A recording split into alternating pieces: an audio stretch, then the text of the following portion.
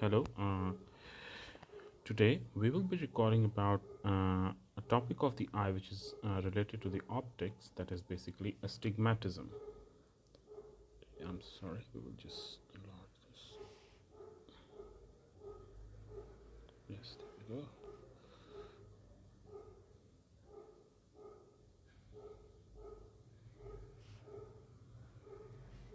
Okay, fine. Now we will be talking about the astigmatism. तो अब इसमें हम लोग थोड़ी सी हिंदी में भी बात करेंगे। तो पहले हम ये जानते हैं कि अस्टिग्मेटिज्म का मतलब क्या है। उससे पहले हमें थोड़ा सा ये जानना होगा। वैसे तो मायोपिया, हाइपरमेट्रोपिया, ई मेट्रोपिया, ये चीज़ें तो हम लोग 10th से ही जानते आ रहे हैं। थोड़ा सा जस्ट एक छोटी सी आइडिया हम लोग थोड़ा सा फार पॉइंट और एक नियर पॉइंट के बारे में लेते हैं ना। नियर पॉइंट, तो what is far point? Far point पहले ये है कि जैसे मान लीजिए मेरे आँख पे इन्फिनिटी से अगर कोई चीज़ आ रही है, मान लीजिए कि ये जैसे मेरी आइज़ है, ये मेरी आइज़ है, इसमें यहाँ पर लेंस लगा हुआ है, सिलेरी बॉडी, ये जोन्यूल्स और ये लगा हुआ है। यहाँ इन्फिनिटी से आने वाली रे, इन्फिनिटी का मतलब है कि पैरेलल से आने वाली रे। पैरेलल से आने वाली रे जो है पहले मेरे कॉर्निया पे कन्वर्ज होगी जिसकी पावर 44 डायोप्टर्स है, फिर यही चीज़ लेंस पे भी आके कन्वर्ज होगी और तब ये आकर के रेटिना पे कहीं ना कहीं मिलती है। तो अब कहने का मतलब ये कि कितने दूर से आ रही रे, पैरेलल से आ रही रे को मैं अपनी रेटिना पे कन्वर्ज कर पाता हूँ, कितनी दूर से आ रही रे को, वो मेरा फार पॉइंट है। ये फार पॉइंट से मैं क्या मेजर कर पा रहा हूँ? मैं मेजर कर पा रहा हूँ अपने आई के लेंस की या सिलरी बॉडी की एकोमोडेशन पावर को। ठीक है, एकोमोडेशन पावर को। उदाहरण के तौर पे मान लीजिए कि किसी का फार पॉइंट थोड़ा इधर उधर शिफ्ट हो गया है। इसका क्या मतलब है कि जितना लेंस को कन्वर्ज करना चाहिए उतना वो लेंस को कन्वर्ज नहीं कर पा रहा है। मान लीजिए कि ये पैरेलल आ रही रे को मुझे पहले ही कन्वर्ज कर देना था, पर अब मेरी एकोमोडेशन ये उस तरह की रही नहीं, ये उतना एकोमोडेट नहीं कर पा रही है, तो कन्वर्जन होगी कम।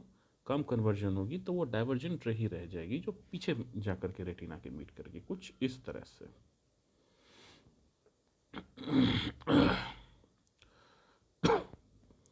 तो यहाँ लेंस है, इसकी अकोमोडेशन पावर लॉस हो चुकी है।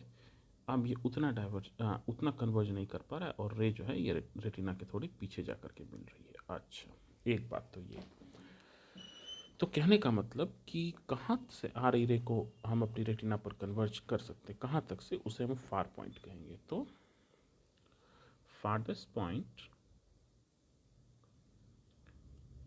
from where the coming rays can be converged at retina। और नियर पॉइंट में यही चीज़ें हमें देखनी है कि सबसे पास से आने वाली चीज़ों को एकोमोडेट करके हम कहाँ पर अपने रेटिना पर इमेज बना सकते हैं या नहीं। अच्छा, एक बात सबसे बड़ी है कि जो बच्चे होते हैं उनका नियर पॉइंट काफ़ी नज़दीक होता है, और जैसे हम बड़े होते जाते हैं हमारे आइज़ की, आई मीन सिलरी बॉडीज़ की जोन्यूल जो होते हैं उतने स्ट्रेचेबल या उतने एकोमोडेटिव रह नहीं जाते हैं, तो नियर पॉइंट थोड़ा थोड़ा फार शिफ्ट होने लगता है। एक बच्चा अपने आँख पे सटा के किताबें पढ़ सकता है, पर हम वो नहीं कर सकते ना, और हमारे बड़े बुजुर्ग तो और भी नहीं। This is the nearest point from where the coming rays can be converge to retina. वहीं सेम बात। अच्छा, can be converged at retina. Fine. तो फार पॉइंट और नियर पॉइंट क्लियर हो गया। अब सबसे बड़ी बात है कि हम अपनी ऐसे करके मतलब लेते हैं और आंखों पर एक रे बना बना के ऐसे डायग्राम बना देते हैं। क्या यही चीज़ें सत्य है?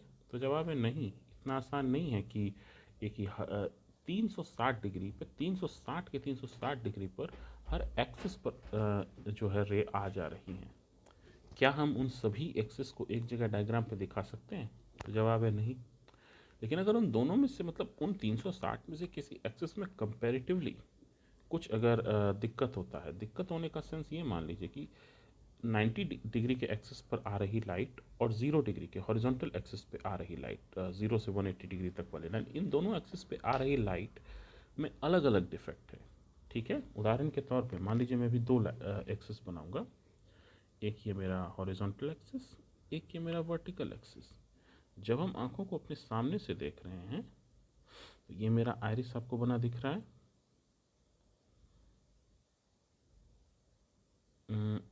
आइरिस, एक मिनट, इसको जरा ब्लैक कलर से दिखा दें। ये आपको मेरा आइरिस बना दिख रहा है।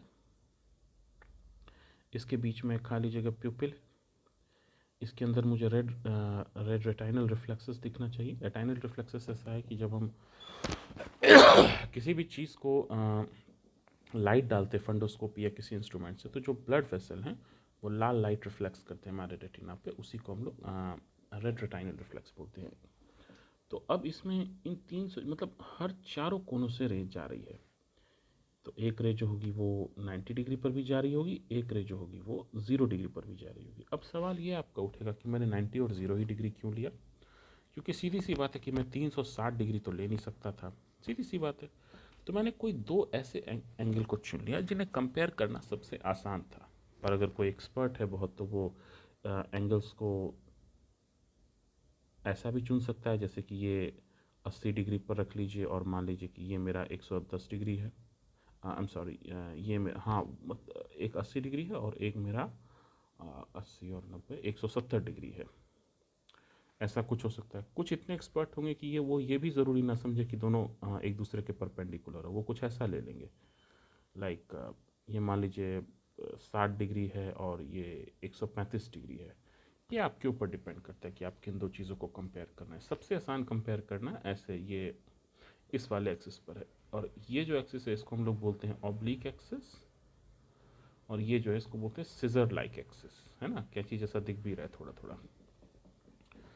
तो अब आइए हम लोग अब हम लोग आगे देखते हैं। अच्छा, इस वीडियो से पहले मैं ये बार बार बोलूँ, मेट्रोपिया और हाइपरमेट्रोपिया क्या आपको ये पता होना चाहिए। अच्छा, अब ये जो दो एक्सिस है सामने सामने जो मैंने यहाँ पर बनाई है इस पॉइंट पर, ये एक्सिस से मान लीजिए जो लाइट जा रही है ये एक दूसरे पॉइंट पे आके कन्वर्ज हो रही है, और इस एक्सिस से आने वाली लाइट अगर दूसरे पॉइंट पे आके कन्वर्ज हो रही है तो उस केस को हम लोग कहते हैं astigmatism. So basically astigmatism refers to a condition where rays on different axes does not converge at same points। तो ये बेसिकली थोड़ी कंपैरेटिव चीज़ है ना, कि मतलब दो एक्सिस को हमने कंपेयर किया और देखा कि दोनों जो एक्सिस है वो एक जगह पर आके नहीं मिल रहे। थोड़ा सा आगे बढ़ते हैं, अब ज़रा वो सामने वाले व्यू को हम लेटरल व्यू में अब थोड़ा देखते हैं। लेटरल व्यू में एक एक एक्सिस को बना पाना इतना संभव है नहीं, इसीलिए लगभग मतलब वैसा ही कुछ हम लोग बना देंगे। तो ये मान लीजिए मेरा आई बॉल है, ठीक है।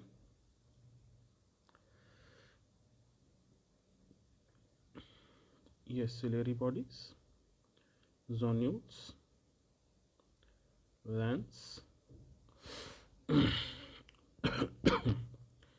एक एक्सिस से आने वाली लाइट मान लीजिए यहाँ यहाँ, और ये लाइट कुछ यहाँ पर आके कन्वर्ज हो रही है, और एक दूसरी लाइट जिसको कि मैं ब्लू कलर से दिखा रहा हूँ, वो लाइट दूसरे किसी एक्सिस पर यहाँ नॉर्मल रेटाइना पर जाके कन्वर्ज हो जा रही है। तो क्या इस आंख में एस्टिग्मेटिज्म है? तो जवाब है कि हाँ, बिल्कुल, yes there is an astigmatism. अब एस्टिग्मेटिज्म अगर है तो एस्टिग्मेटिज्म को क्लासिफाई करना फिर ज़रूरी आता है, और उसके बाद फिर ज़रूरी आता है कि हम कैसे इसको ट्रीट कर सकते हैं। तो पहले क्लासिफिकेशन अब इसका देखेंगे। इसको हम लोग दो तरह से क्लासिफिकेशन कर सकते हैं। पहला क्लासिफिकेशन है कि क्लासिफिकेशन पहला क्लासिफिकेशन है with the rule / without the rule. मतलब दो तरह के स्टिग्मेटिज्म, या तो विथ रूल होंगे या विदाउट रूल होंगे। और दूसरे ढंग से जब हम इसे क्लासीफाई करते हैं तो that is based on where two rays are converging. ठीक है, पहले दूसरा वाला देखते हैं, वो थोड़ा आसान है। तो 3 या 4 कंडीशन इसमें हो सकते हैं, सिंपल मतलब सिंपल लेवल पर। पहला, ये मेरी आईज है, ये लेंस आई से आने वाला एक रे जो है यहाँ सामने में कन्वर्ज हो रहा है, दूसरा रे बिल्कुल यहाँ पर जाके कन्वर्ज हो रहा है रेटिना पर। दूसरा कंडीशन, ये मेरा आई है, ये सिलेरी बॉडी जोन्यूल्स, ये लेंस,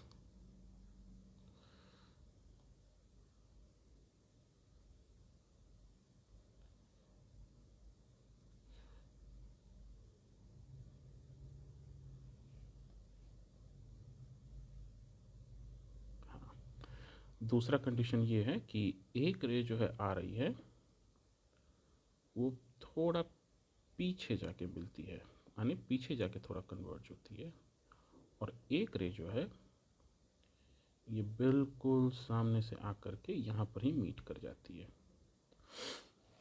तीसरी कंडीशन मेरी हो सकती है कि ये मेरा आई और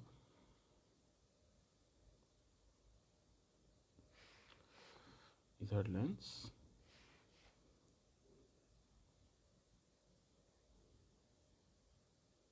सामने कन्वर्ज किया और एक रे मेरी यहाँ जाके कन्वर्ज किया। सॉरी, ये वाला तो बना ही दिया है। हाँ, एक कंडीशन ये हो सकती है कि इधर सामने दोनों आई की रे जो है ये सामने में ही मिल जाए। एक कंडीशन और हो सकती है जिसमें कि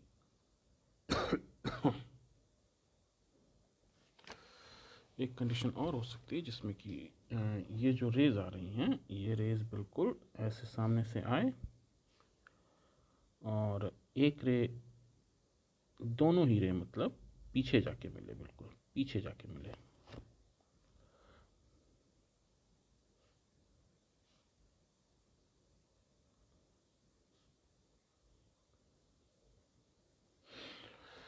दोनों अलग अलग जगह पे मिलनी चाहिए, तभी हम लोग एस्टिग्मेटिज्म कहेंगे, बट दोनों ही जगह रेटिना के पीछे है। और एक पांचवा कंडीशन भी हो सकता है जिसमें कि मेरा आई बॉल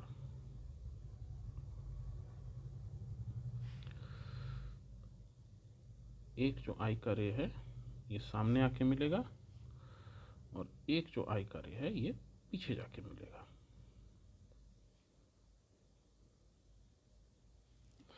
ठीक है, लेंस तो बनाना ही भूल गए इसमें हम।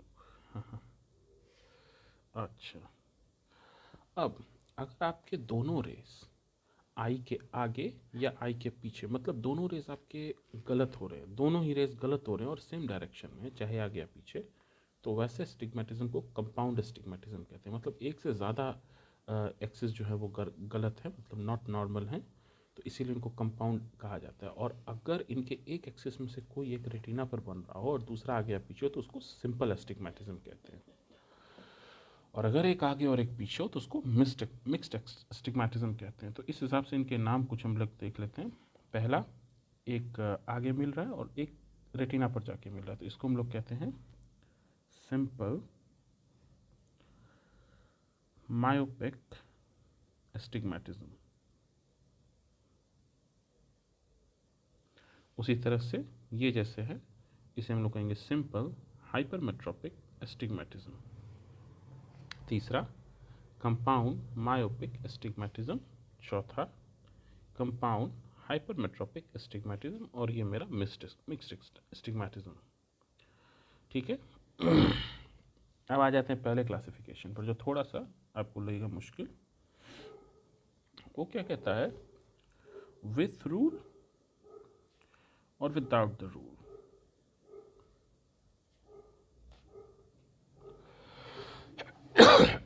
तो विद द रूल का मतलब है कि मेरे दो एक्सिस हैं, एक वर्टिकल एक हॉरिजॉन्टल। अगर मेरा vertical stick, if vertical axis is steeper. That is with the rule astigmatism. Or without the rule, if horizontal axis is steeper. अब यहाँ सवाल उठता है स्टीपर का मतलब क्या है। तो स्टीपर का ज़्यादा कुछ ऐसा मतलब नहीं है। मान लीजिए ये दो एक्सिस मैंने ऐसे बनाई हैं,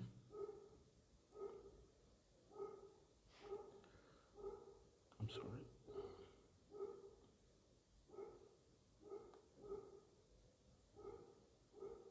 हाँ, ये दो एक्सिस बनाई हैं। इन दोनों से लाइट कन्वर्ज होके कहीं यहाँ रेटिना पर पड़नी चाहिए।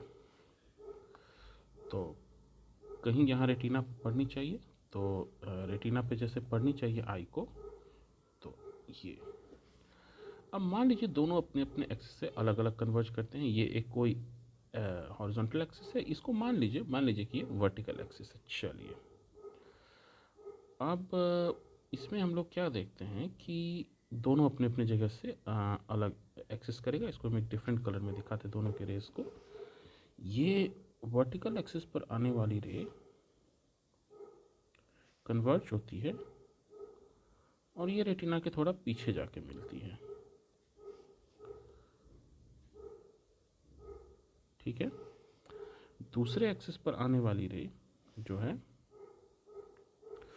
ये भी आती तो है, पर ये जो है आई है, ये इधर देखिए इसको, ये भी कन्वर्ज होने के बाद रेटिना के थोड़ा और पीछे जाके मिलती है। तो क्या यहाँ स्टिग्मेटिज्म है? तो बिल्कुल है। अब जो आप कैसा स्टिग्मेटिज्म है, तो ये है कंपाउंड हाइपरमेट्रोपिक एस्टिग्मेटिज्म। ठीक है, अब देखिए एक पॉइंट जो अपने एक्सिस से मतलब जाकर के दूर हो रहा है। सपोजिटली मैं आपको कहूँ कि ये मान लीजिए ये जो एक्सिस है, एक मिनट, हाँ, ये जो एक्सिस है इससे इस पॉइंट की दूरी मान लीजिए है x, और मान लीजिए जो दूसरा पॉइंट है उसकी जो मतलब क्या कहते हैं डिस्टेंस है अपने एक्सिस से ले जा करके, वो है y। तो जब हम x और y को कंपेयर करते हैं तो x is greater than y। ये बात से एग्री करते हैं आप? हाँ। जब x y से बड़ा है तो इन दोनों में से कौन सा लेंस ज़्यादा पावरफुल है, आई मीन कौन सा एक्सिस ज़्यादा पावरफुल है? तो पावर निकालने के लिए 1 अपॉन फोकल लेंथ हम लोग करते हैं, और ये पावर डायोप्टर्स में आती है। तो 1 अपॉन फोकल लेंथ पे अगर हम करेंगे तो definitely 1 upon X is less than 1 upon Y. तो देयरफॉर इस तरह से कहेंगे कि y इज मोर स्टीपर। इसका मतलब कि जो लेंस ज़्यादा पावरफुल है वो उतनी स्टीपर होगी। तो y ज़्यादा पावरफुल है। मैंने आपको क्या कहा था कि अगर वर्टिकल एक्सिस ज़्यादा स्टीपर रहा तो this is with the rule astigmatism, और अगर उल्टा केस हुआ होता तो that was without the rule astigmatism. इतना क्लियर हो गया, विद द रूल और विदाउट द रूल। अब सवाल उठता है कि इसको सही कैसे किया जाए। सीधी सी बात है, सही तो हम करना चाहेंगे ही। तो उससे पहले हम लोग जानते हैं कि आखिर लेंस को हम लोग जो है पावर सेट कैसे करते हैं। How do we set lens power? तो पहले एक ज़माना था जब सब्जेक्टिव सिस्टम्स होते थे हमारे पास। इसमें lens was placed in front of patient and was asked at what power you can see the Snellen's chart clearly. So the point at which he can see the Snellen's chart clearly, we used to prescribe that lens. कहने का मतलब हम लोग आंखों के सामने lens लाते थे और पूछते थे बताइए क्या आपको वो लेंस चार्ट होता है ना जिसमें ए बी बड़े बड़े अक्षर लिखे रहते हैं, तो वो अक्षर आपको ठीक से दिख पा रहा है या नहीं। अगर वो दिख पा रहा है तो हम वही लेंस प्रिस्क्राइब कर दिया करते थे। पर ये बहुत सब्जेक्टिव चीज़ें हैं। अब हमारे पास एक चीज़ आता है जिसको हम लोग बोलते हैं रेटिनोस्कोप। Sorry, retinoscope. अब ये रेटिनोस्कोप क्या चीज़ है? तो रेटिनोस्कोप एक इंस्ट्रूमेंट रहता है जिसे कि हम लोग गूगल इमेज पर जाके देख ही सकते हैं। कुछ ऐसा हैंडल टाइप का रहता है, इससे यहाँ पर लाइट निकलती है और उस लाइट से हम लोग ऑब्जर्व करते हैं रेटिना को, नॉट रियली रेटिना को, बट हम तो सीधे सीधे कॉर्निया को देखते हैं। तो करते क्या है इसमें, 3 step. Step number 1, decide the power of lens. दूसरा, do corrections by subtracting the distance. तीसरा, prescribe the lens and correct astigmatism if any present। तो ये बेसिकली 3 स्टेप करते हैं। पावर को कैसे हम डिसाइड करते हैं तो वो मैं भी आपको बताता हूँ। देखिए ये मेरी सपोजिटली थोड़ा आगे बढ़ते हैं, मान लीजिए कि ये मेरी आइज है,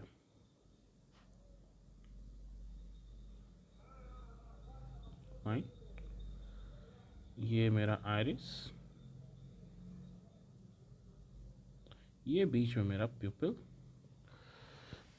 तो प्यूपिल को हम लोग थोड़ा डायलेट करेंगे तो, और जब हम रेटिनोस्कोप से उस पर लाइट लगाएंगे तो रेटिना के ब्लड वेसल सप्लाई होता है, तो वो ब्लड वेसल जो नॉर्मली एक लाल लाइट देता है जिसको हम लोग कहते हैं नॉर्मली रेड रेटिनल रिफ्लेक्सेस।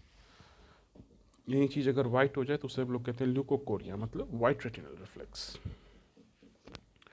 और यही चीज़ ऑयल ड्रॉपलेट जैसा रिफ्लेक्स हो सकती है। तो इस तरह के बहुत सारे रिफ्लेक्सेस होते हैं, बट रेटिनोस्कोप में ऐसा नहीं होता है। अगर अगर अगर एक रेटिनोस्कोप नॉर्मल है तब तो ठीक है, ऐसा दिखता है, पर अगर उसमें पावर सही से फोकस नहीं है और जो मेरी फेंकी हुई लाइट है वो रेटिना पर फोकस नहीं हो रही, सपोजिटली यहाँ से मैंने लाइट फेंकी है, वो रेटिना पे ना फोकस होकर कहीं आगे या पीछे फोकस होती है, तो उसमें ये पूरा का पूरा रेड रिफ्लेक्स दिखने के बजाय कुछ ऐसा दिखाई पड़ता है।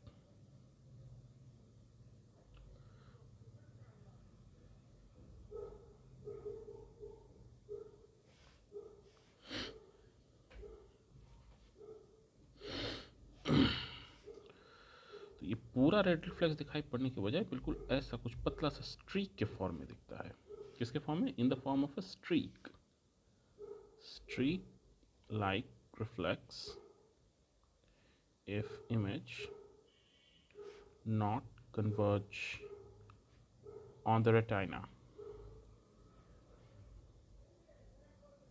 So if image is not converged on the retina, तो इसका मतलब है कि जब ये रेटिना पर कन्वर्ज नहीं हो रहा इमेज, फिर हम इसके आगे लगाते हैं एक लेंस। लेंस की पावर घटाते या बढ़ाते जाते हैं इनफैक्ट, और बढ़ाते बढ़ाते जिस पॉइंट पर ये वापस से ऐसा कंप्लीट लाल सा रिफ्लेक्स दिखने लगे, उस पॉइंट पर हम मान लेते हैं कि हाँ ये उस लेंस की पावर है। और ऐसा हम लोग 2 एक्सिस पर करेंगे। एक बार उसको ऐसे वर्टिकल रखें तो ये वर्टिकल स्लिट देगा, और जब हम उसको हॉरिजॉन्टल रखेंगे तो हॉरिजॉन्टल स्लिट देगा ऐसा। और इन दोनों पे हम लोग जो अपनी पावर को डिसाइड कर लेते हैं। मान लीजिए एक एक्सिस पे मेरी पावर आती है 2 डायोप्टर्स, सॉरी, एक पे मान लीजिए मेरी पावर आती है, कुछ भी अपना रख लीजिए, 4 डायोप्टर्स, और एक पर आती है 3 डायोप्टर्स। ये 2 से ज़्यादा इसीलिए रखा था कि सब्ट्रैक्शन आसानी से हो जाए।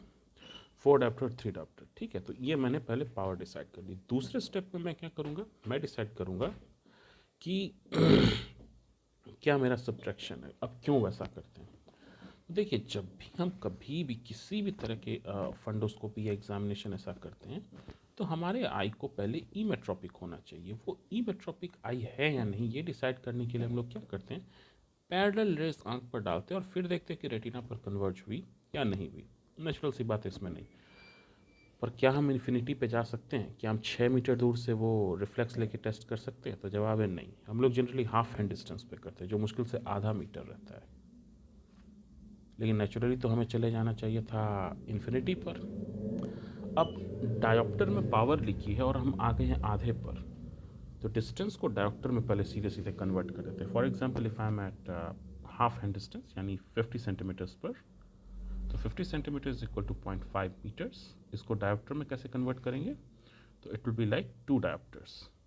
तो जो मेरे पास 4 डायोप्टर की पावर है, उस 4 डायोप्टर की पावर को हम लोग 2 डायोप्टर कर देंगे।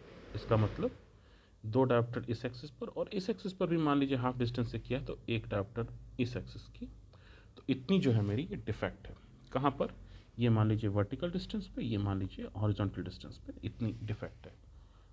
तो अब चश्मा हम कैसे लगाएंगे, 2 डायोप्टर और 1 डायोप्टर का। अब सिलेंड्रिकल लेंस तो हम लोग देंगे ही, सिलेंड्रिकल मतलब पूरे डायरेक्शन में हम लोग उतनी पावर को देंगे। तो कम पावर क्या है, 1 डायोप्टर। तो कहने का मतलब कि 1 डायोप्टर तो मुझे पूरे axis, horizontal, vertical, 1 degree 2 degree सारे एक्सिस पर चाहिए। तो 1 डायोप्टर का एक कॉन्वेक्स लेंस तो दे ही देंगे पूरा का पूरा, साथ ही साथ सिलेंड्रिकल पावर अब हम लोग कहाँ देंगे, तो जिस एक्सिस पर है उसके उल्टे एक्सिस पर लगाते हैं, तब ये खराब एक्सिस पे काम करेगा। तो 1 डायोप्टर का कॉन्वेक्स लेंस और 1 डायोप्टर का एक्स्ट्रा कॉन्वेक्स लेंस, मैंने कहा था वर्टिकल है तो यहाँ हम लोग हॉरिजॉन्टल लेंस पे पावर लगा देंगे। तो this is how we treat and like treat and deal with the astigmatism. Thank you.